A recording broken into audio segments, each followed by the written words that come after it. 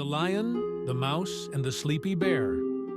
Once upon a time in a lush forest, there lived a small mouse. There was a huge bear who lived in a neighboring cave.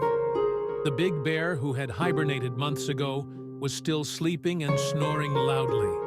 The little mouse went to him one day to wake the bear up, because he could not sleep all winter due to the bear's noisy snoring. "Mr. Bear, hey Mr. Bear, hey, summer has come. You can wake up any time now." However, the bear still did not wake up. The little mouse came to the bear this time with a bugle. He blew vigorously into the bugle, but the bear continued to sleep, while the little mouse was wandering sleeplessly in the forest. He met several animal friends. "What happened? Little mouse, why are you sad?" "Oh, don't ask, guys. All winter, I could not sleep because of the bear's snoring, and he still won't wake up. Maybe the lion can help you." "What? Why would I go talk to him?" "Because the lion roars so loud that everyone jumps up the instant I hear his loud voice." Though the little mouse was a little scared by the thought, he went to the lion, the king of the forest, to request his assistance.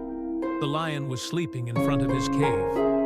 The little mouse was terrified when he saw the mighty beast, so he decided to give up his plan and go back home. But when he accidentally stepped on a branch in front of him, the big cat woke up and a tiny trembling voice reached his ears.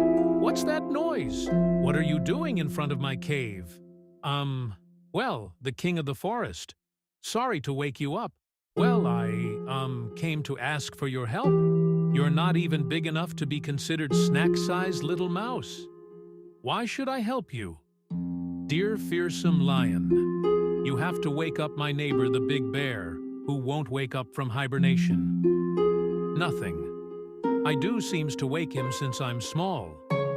I have a little voice, but one roar from you can solve everything. I don't have time to spend for a tiny little useless mouse like you. I am king of the forest." The lion walked away without helping the mouse. He went to a corner where no one could see him. He leaned against a tree and started to itch like crazy. Music. The lion was so itchy that he didn't want anyone to see him like this, because he was the king of the forest. The little mouse, on the other hand, was coming home sadly, and heard wheezing from the depths of the forest. He went where the voice came from, and he saw the lion. Moreover, the lion was itching himself, non-stop, and looking rather silly in the process.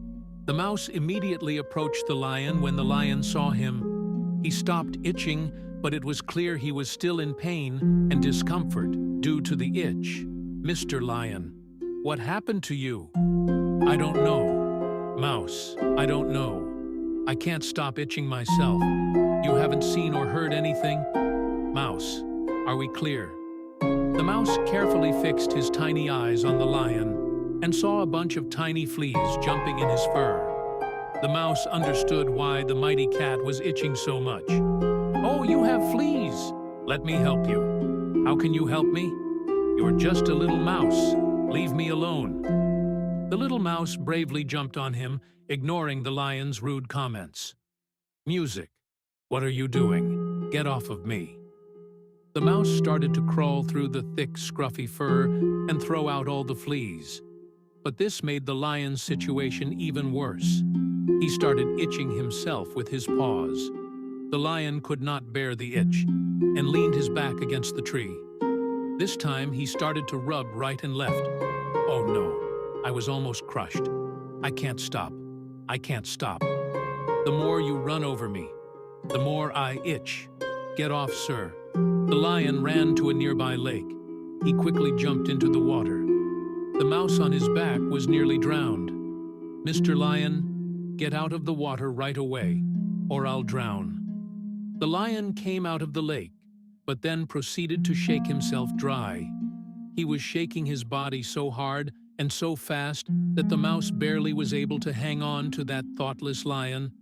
"I've almost got the edge taken care of." "Mr. Lion, just a little bit more to the left." The lion finally stopped himself. The mouse threw out the last few fleas that remained on the lion. "How do you feel now?" "Well, it's like my itching is gone, because I have cleaned all the fleas for you, sir." The lion was very embarrassed with how rude he was when you asked for help. "I looked down on you, Mouse, but you still did everything in your power."